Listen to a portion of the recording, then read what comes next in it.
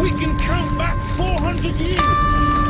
I've told you, but look, they took my name, my language, my culture. They killed my mother, my father, denied me religion, disallowed me to read or write for over 300 years. Reduced me to the level of an animal where they branded me on my chest, branded me on my buttocks with a branding iron. And they called me 3/5 of a human being in the American Constitution. Is that the act of a human being or the act of a devil? Have the workers of iniquity no knowledge, who eat up my people as they eat bread? Let's deal with common sense. The Egyptians of antiquity, not the Egyptians you see today in that land, okay? That usurped that land, really Egyptians out into the Sudan, okay, into the Sudanese, over there. Understand that. The Ottoman Turks and Arabs got together and pushed them out. So when you understand it's the Egyptians of antiquity that I asked about, what color were they? I'm asking you. Know, yo. We don't know. Everybody knows. The Sills, they were black. The evil that men should turn their brothers into beasts of burden, to slave and suffer dumb anguish, be stripped of spirit and hope and faith, only because they are of another race, another creed. Where's your kingdom? Where's your land? Where's your castles? Before Alexander, name it, you can't, because it does not exist. Therefore fear thou not, O my servant Jacob, saith the Lord, neither be dismayed, O Israel, for lo, I will save thee from afar, and thy seed from the land of their captivity. Shabbat shalom, Shabbat shalom to the two people in the room. It's your brother Bunya. I was thinking some stuff and I thought I'd ask some questions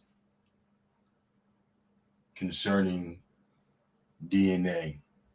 First and foremost, all praises, honor, and glory to the Most High, our Father in heaven, and His Son, whom He sent to be propitiation unto Israel, to save those that are lost. So, I have some questions in regards to not really DNA, but in regards to how one determines what a person's ethnicity is according to the Bible. Now, I'm going to open up this e-sword. I'm going to ask some questions, and perhaps I'll get some answers now. Maybe I'll get some answers in the comment board. But I want to share my screen first. So I'm going to share my screen. I'm going to ask some questions in regards to how we determine what a person is. So let's start with this word mamzer, right? Let's look this up real quick. So we have the word bastard. Right? So within the Bible, right? Within the King James Version Bible, you have bastard mentioned 2 times. 2 times within the whole book. All right. And the definition of a bastard, according to the Strong's Dictionary. Let's grab it. It says a bastard should not enter into the congregation. And it says mamzer or mamzer from an unused root main, to alienate a mongrel that is born of a Jewish father and a heathen mother. Bastard. Right? Now, something I find interesting within this, it doesn't say born of an Israelite, it said born of a Jewish father. So I'm kind of wondering, is this a biblical term, mamzer, or is this more modern day definition? So let me see if I can find something over here. Let's look into the encyclopedia to see if I can get that definition. I'm going to say mamzer. Copy that. And erase that. Mamzer.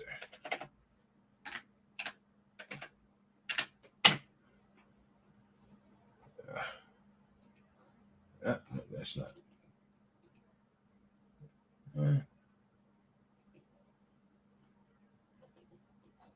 So let's try the other spelling.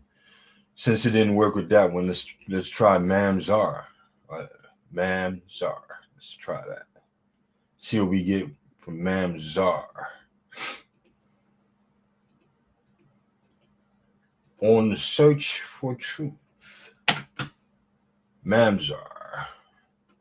Mayan language to the dead. Dang climate. All right, I'm not seeing it there. Let's put bastard. There's a bastard. Okay.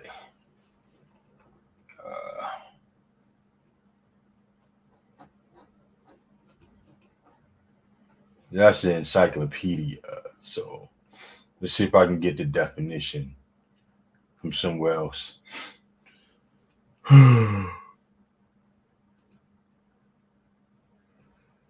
So we have the definition of Gentile right here, but I'm still trying to find mamzer or bastard to see if I can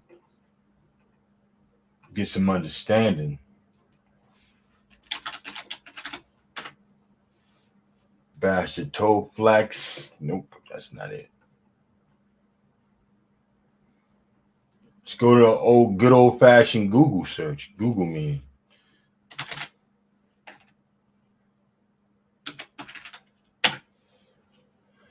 In the Hebrew Bible, the Jewish religious law, a mamzer, a strange person, plural mamzerim, is a person who was born as the result of a certain forbidden relationship or incest, as it is defined by the Bible, or the descendant of such a person.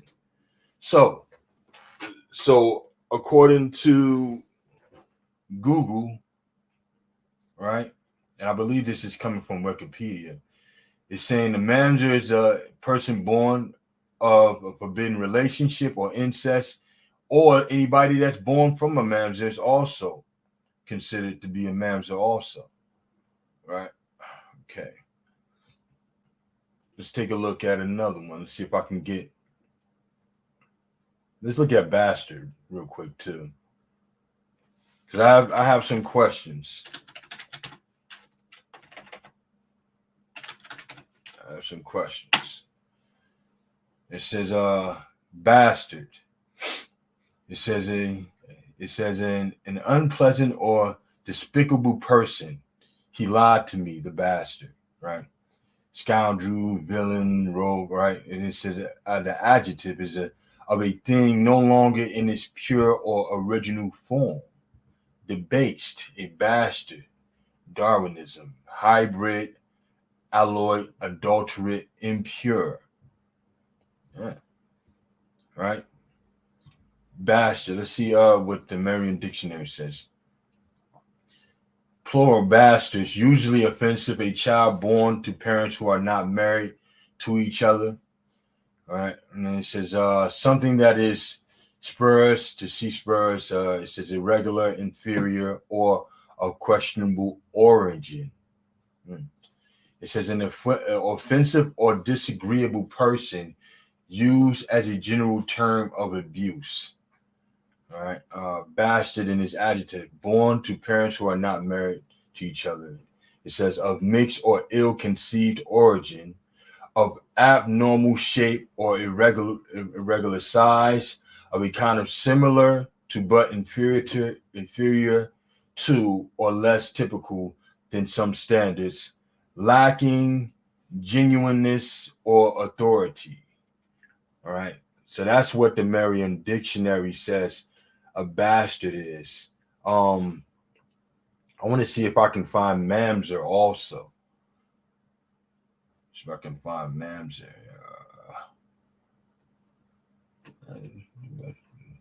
Let's see, maybe it has Mamzer. Mamzer. Let's see if they got that. Mamzer.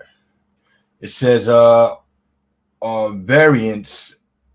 It says Mamzer, or less commonly Momzer or Momzer, plural.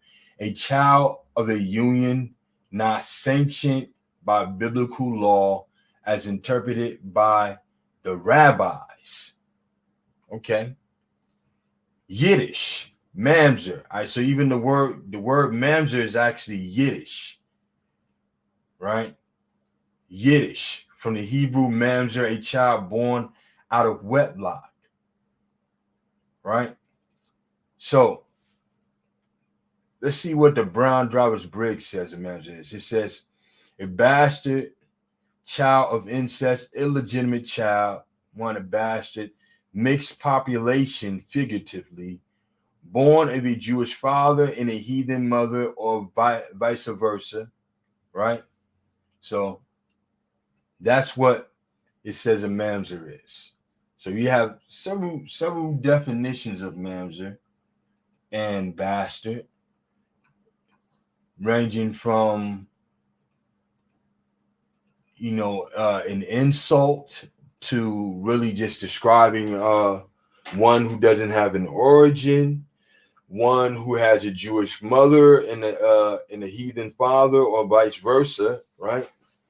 So here's the question I have. According to the Bible, all right, I'm going to look up this word bastard again. And we see we have two references of a bastard. Let's see if wait a minute. Let's find out if Mamzer.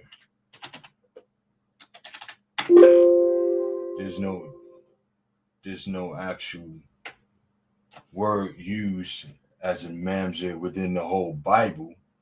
That is the translation of the word bastard to Yiddish Mamzer.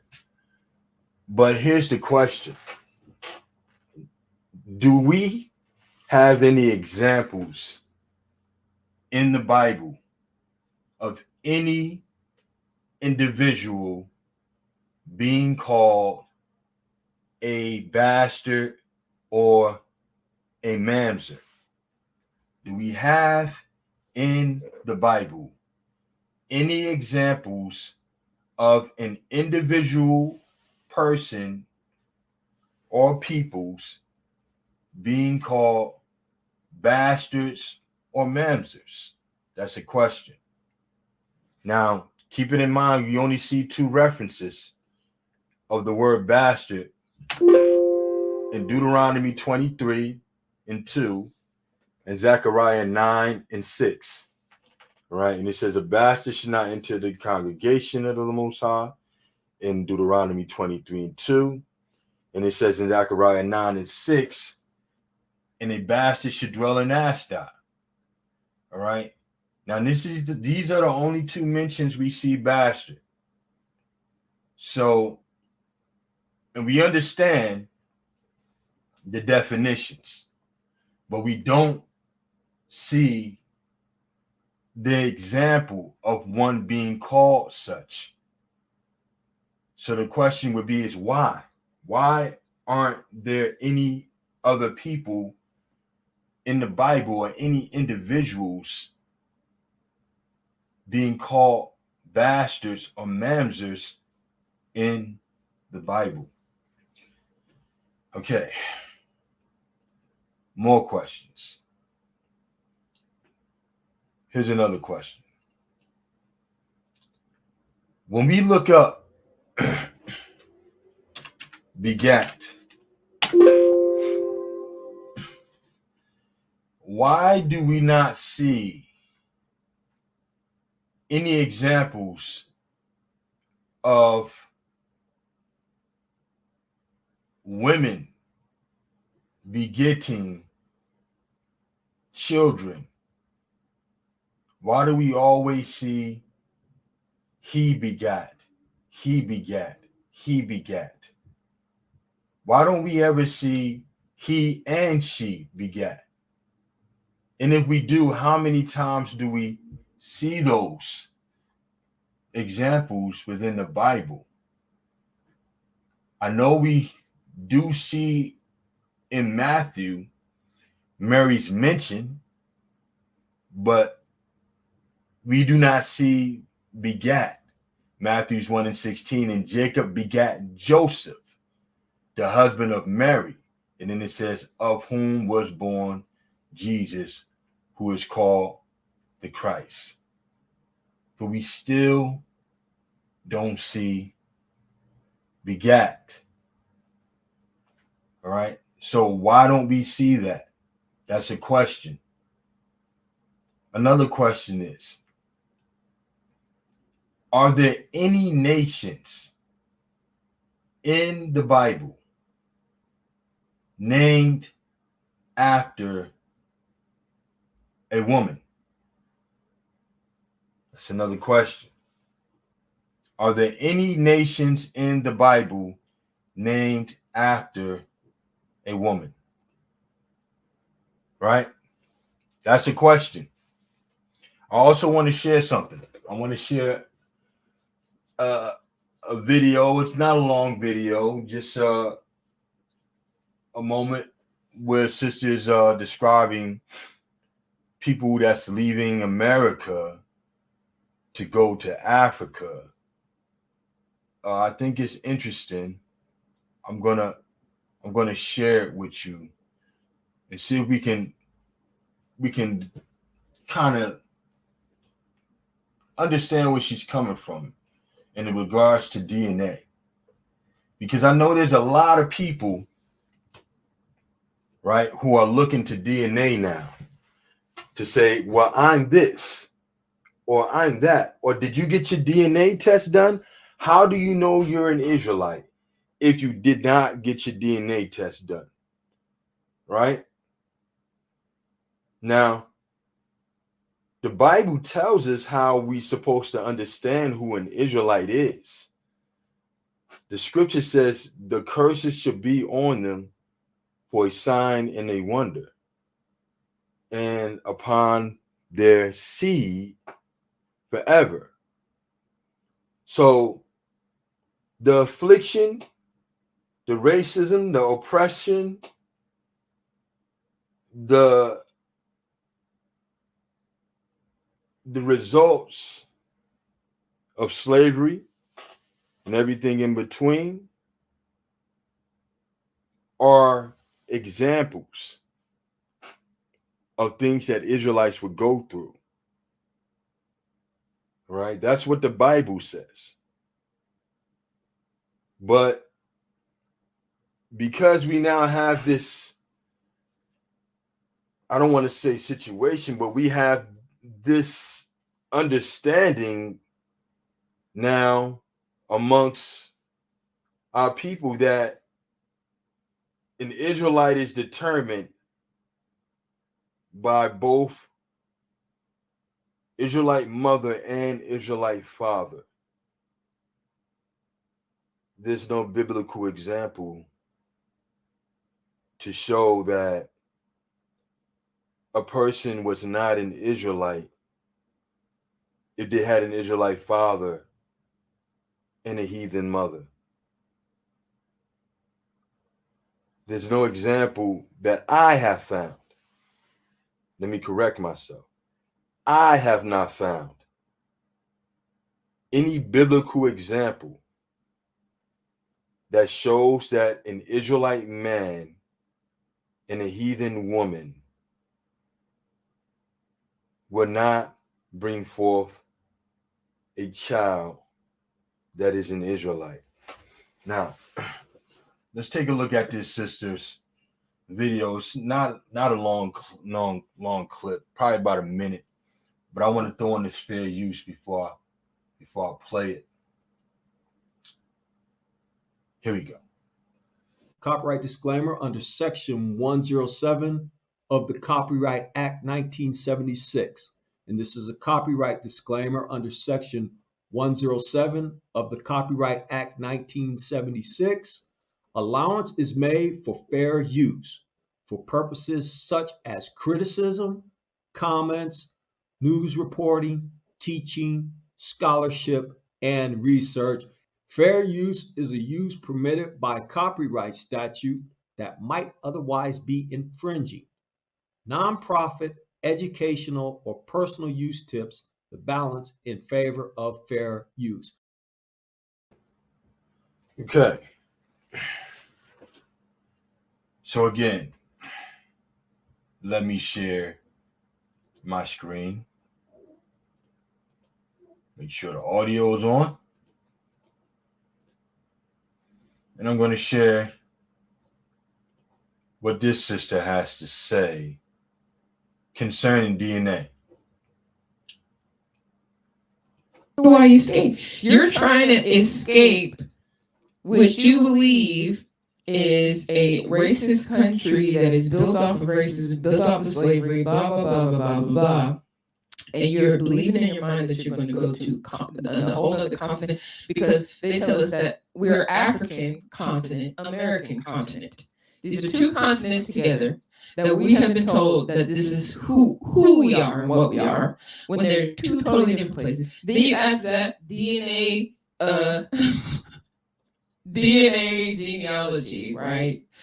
All right, so valid point. And this is a point that's been made by brothers in the camps. How can you be from two different continents, right? African American, two different continents. What is your ethnicity? Are you a citizen of the United States? Yes. You're not a citizen of Africa. So how are you African American? Right? And now she's about to go into DNA. And she's going to say some things. And I think it's valid.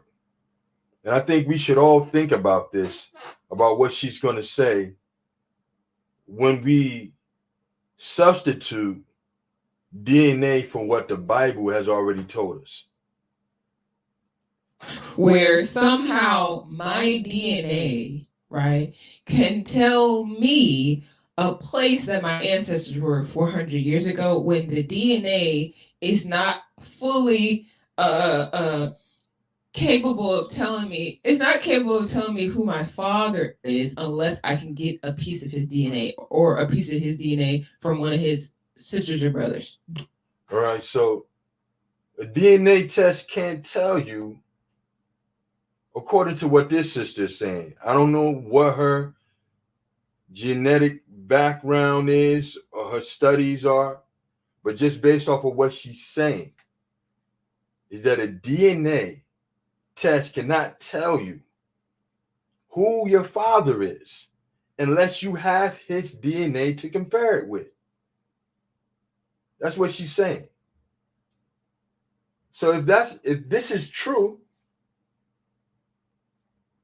Well, let's finish going. Let's finish. directly from them. So you really think they pulling up graves, picking apart the DNA of people from 400, 500 years ago in different continents? Look, no. Even looking at the graph, if you know genealogy, looking at them fool ass graphs where it says you're 10% uh European, 10% Kenyan, 10%. How the fuck you gonna be a percent Pardon the language too. of a place? Hold on, rewind that. That's a valid question. European, 10% Kenyan, 10%. How the fuck you gonna be a percent of a place? How are you going to be a percent of a place? Stop it. How is your DNA going to be a percentage of a place, of a landmass that I can just get on a flight and be in tomorrow? It has nothing to do with your DNA. And human DNA is not like 98.7% the same regardless of wherever you are. So how the hell are they gonna pick a piece of one little tiny ass percent and split it up with country? Stop. It's foolishness, right? And I'm gonna break down. It's a lot of layers to this. There's a lot of layers. There's so many. Oh my gosh, there's so many layers. So that's a valid question. How many people have gotten their DNA test done and it says you're this percent of this way, this place, this percent of this place, this percent of that place? It doesn't actually tell you what you are. It just tells you areas that your DNA may have resided in. That's what it does. Now I don't know anything about the genetic studies of DNA. But perhaps someone can tell me when they did their DNA test, did it give you an actual lineage or did it give you an area of where your people may have been dwelling at? Because if you're an Israelite, knowing that we've been scattered to the four corners of the earth, what does that do for us to look into DNA that only gives us areas that we may have been dwelling? Does it tell us if we're Israelite or not? Canaanites dwelled in Israel. We have people today that's been living in Israel today that may not necessarily be Israelites. So why are Israelites today seeking out DNA as notoriety over the scriptures? Right. So she's having this expectation that she's going to go to Africa and she's going to feel like she's at home. She's going to go to a continent. She said she was going to go to Ghana, but she wasn't feeling what the president was doing. And so she decided to go to Tanzania. She did her research from her. All right, so now she's going into understanding of what other countries view us as, so-called African Americans, right? And the name of this video is why African Americans are only African in America, yet only American everywhere else. See that? See how that works? Where they call us African American here, but when we go abroad, nobody considers us to be African American. They consider us to be American. Now that's interesting because a European American can go over to America, and even if they're considered to be an American, they're considered to be European too at the same time. So is the same thought process applied when our people go abroad? I don't know. I have been abroad, and I haven't been referred to as African American anywhere. I've only been referred to as American. So this sister made some points. Interesting enough. If anybody has the answer to any of these questions that I just asked, please comment. Leave as long as I don't care how long the dissertation is. If you have an answer to these questions that I just asked, please do post them. We do see examples in the Bible where Israelites left their heathen wives and their children, but we don't see any examples of those children being called bastards. We don't see any example of those children being ousted as Israelites or denied that particular ethnicity because of the union between their father and their mother. So I am really looking to see what we get as far as the answers go of what this is in the Bible that we're seeing. Why there's only 2 examples of bastards. Why are we using a biblical understanding, or are we using a Jewish understanding when we use the word mamzer? Does that apply biblically, or is this something that was an afterthought when the Bible was written? So with that being said, this is your brother Banya signing off from Salt of the Earth. Look forward to getting some answers. I'll be the student this time. You be the teacher. Walk in faith, walk in grace, and walk in obedience, Israel. Shabbat shalom.